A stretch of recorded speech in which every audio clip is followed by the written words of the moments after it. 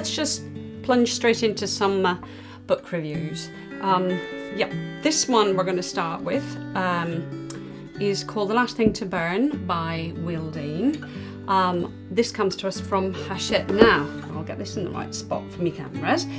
Goodness me, that's an absolute stunner. It's a very gritty, earthy read, based in the set in the fens in England, and it's very sort of gloomy, very dour, and we have Jane, who is, we understand, captive in her own house, married to somebody called Len, who calls it simply everybody Jane in the end, so you get a bit, sort of gets very creepy. Look, this is a book based on the story or the reports of human trafficking and slavering of Vietnamese women, particularly into England. And to the writer's credit, couldn't put it down. It's not usually my sort of thriller.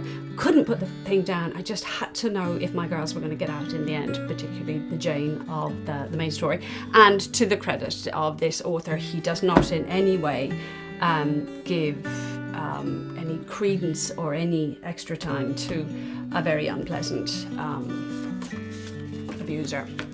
Great read. I mean, it really is. Don't get put off by the fact that it's abuse. It's a stunner. As a kind of antidote to that, we have Jane Smiley's. Now, this really is a super antidote. Jane Smiley's The Strays of Paris from Pan Macmillan. Jane Smiley, some of you might already know because she does a lot of American pastoral and is a highly awarded writer. Now, this is a little bit different. It's more of a sort of a fable, if you like. It's very childlike, very dreamlike quality. We have an escaped racehorse.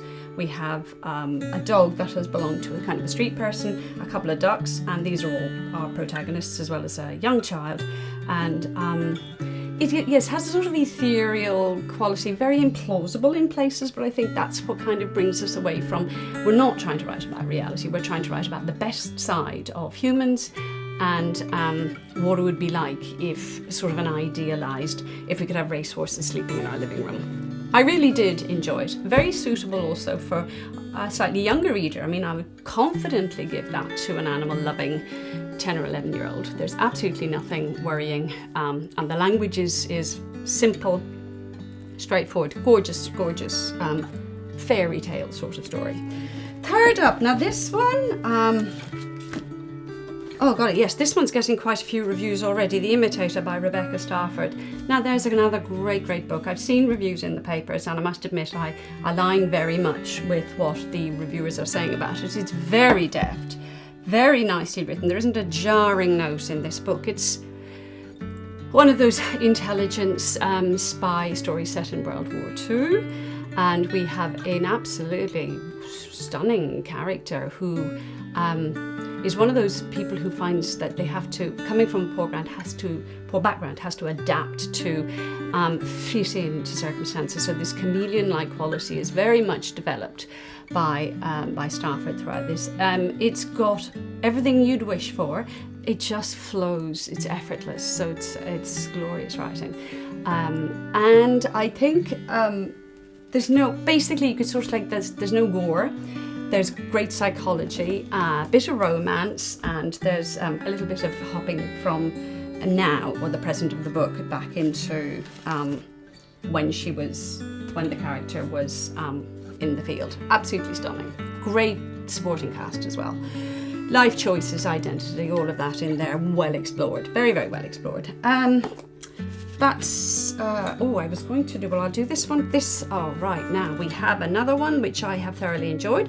The Price of Two Sparrows by Christy Collins. Now this one comes to us from a firm press. Yes, it's an intriguing read.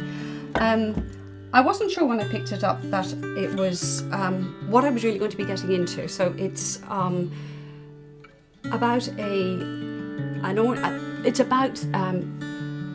plan to build a mosque. So we're going to have an exploration of Muslim identity and faith and the sense of community, and an ornithologist who, this mosque is set right beside a reserve where there are migrating birds coming in, and he sort of forgets to put all the parameters of his data clearly into his reports, which will obviously influence whether this project will go ahead or not.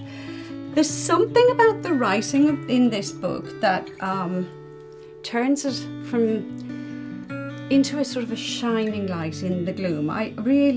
It was like the birds. It flies, this book. The quality of light, of how she as a writer goes into her main characters explore a lot the movement and light and how birds use space and architecture, and she has an absolutely gorgeous character who I think is perhaps one of my favourite characters I've had come across or read in a while, who blossoms throughout the book. Nala, an immigrant a Muslim who's come into Australia and is trying to understand our ways. Absolutely don't miss it, because I think that's the makings of a classic. Another one I've read, which is a completely different, we're back into non-fiction now. Now you all know Catherine Kovacic.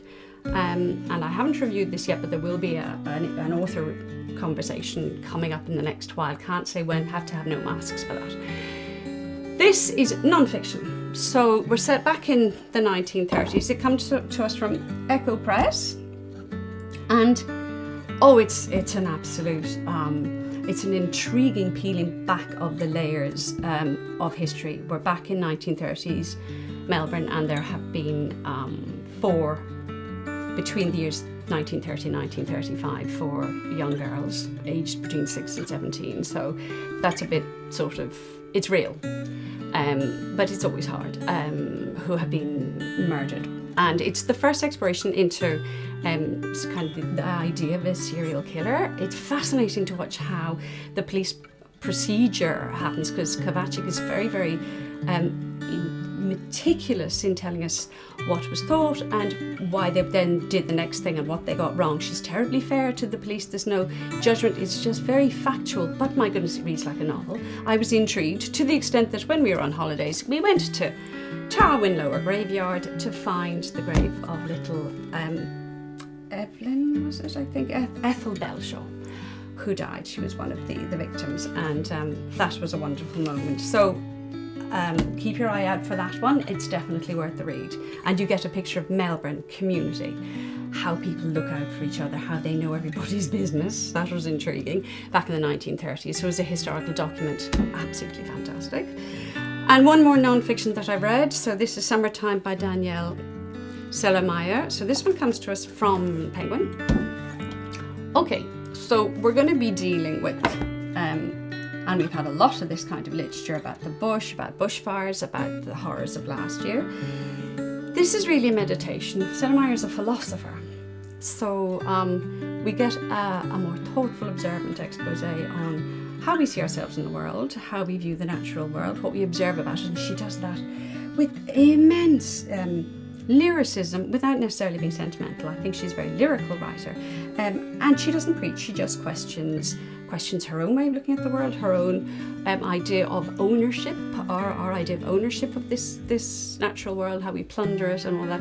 But she also splits the book into before bushfire, during bushfire and after bushfire. And you do have to, she'll buoy you along with her beautiful prose, but there are times when you have to take a couple of deep breaths and look at what the fires do and did. So it's, of all the titles that are out there, this one allows you to think about your thinking, think about the logic we use. And she questions it, and so she just opens it up for us, which I think is extremely valuable. The last one I'm going to talk to you about as having any sort of idea about what's that's out at the moment, if you like, and that I'm reading. Within 6 pages I knew I was onto a cracker. I love a nice bit of historical fiction. This one, A Net for Small Fishes by Lucy Jago. Now she's written, she's a historical fiction writer, and she's jolly good. She's that Hilary Mantel sort of level of writing. This comes to us from Bloomsbury, an absolute gem. We're in 1609, the court of James I, and we have a character, Anne Turner, who's a physician's wife, and she's called to the court to attend the wife of the then Earl of Sussex, and her name is Frances Howard, and it's to do with this. That's the basic thread through the story. I can't tell you an awful lot more about it because I haven't read the whole thing, but within 6 pages, I'm transfixed by that writing. So if you like historical fiction, you can take it a recommendation based on 6 pages, can't you? Now, I'm just going to quickly go over a couple of things that are coming up. They'll be in probably next week. Some of these are reading copies, so they're not as pretty as the full copy, but I'll just whoosh you through those. So first one up, that'll be in next week, I think. This is Ash Mountain by Helen Fitzgerald. Now, Helen Fitzgerald, Australian writer, wrote The Cry, which became a TV series. So again, it's an absolute cracker. We have a lot of great Australian fiction on the cards for you. So it's set in rural Australia. Again, there is the bushfire theme going through it. It's not so much dark and gritty. There are moments of humour, moments of great romance, moments of kind of the helplessness of the characters and sort of nutty things they do. But she does draw a very nice cast of characters, how they all interact. And there are some moments which are a little bit sort of, oh golly, that's perhaps a bit difficult. There's a little bit of abuse. There's a bit of why were children being photographed in the basement of a school when they were 10. It's lots of stuff in there, so that's a really nice one coming up. Another one coming up now, I was very lucky to get a beautiful copy of this from Hachette, which is The Performance by Claire Thomas. Now, you have to read this book. I know you have to read this book. This doesn't tell you an awful lot, so if you're seeing that on the camera, you're not going to see anything apart from that glorious cover.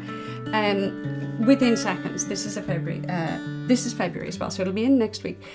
You've got 3 women who go to a performance of Beckett in theatre, and that's as simple as it gets, but it's the internal workings of these 3 women. They're watching someone's performance, and it's about how life is a performance. That's very, very, very vague. It's the writing, it's the idea of these 3 women, and they're completely different. I think I'll have to do more with this book because I think it deserves, again, a lot of attention. I'd say it's going to be hanging around for prizes, and if it isn't, I'll get very cross with some publishers or some awards committees. I'll be talking to you about that one again, probably in more depth, but already it's an absolute humdinger. And the last one, which we can all be super excited about, you all remember the trauma cleaner, Sarah Krasnow-Stein has come out with another one, and as she says, this book, The Believer, is about ghosts, gods and flying saucers. So it's about all of those things that we do believe in. It's one to get very excited about. I'm only popping it up there so that we can all see this is due in March, so that you can get excited about it already. So it comes to us from Text, and I have read, I got the book the other day and I just read the opening pages and said, oh my God, I really need to get into this because it so aligns with everything that we're hearing about conspiracy theories, about the place of faith in our lives, or religion, or the strange things and the very reasons why we believe things. A stunner. So on that note, with that a magnificent list there waiting for you, you know what you've got to do, and I know I've got to do some more reading so I can bring you some more books. See you next time.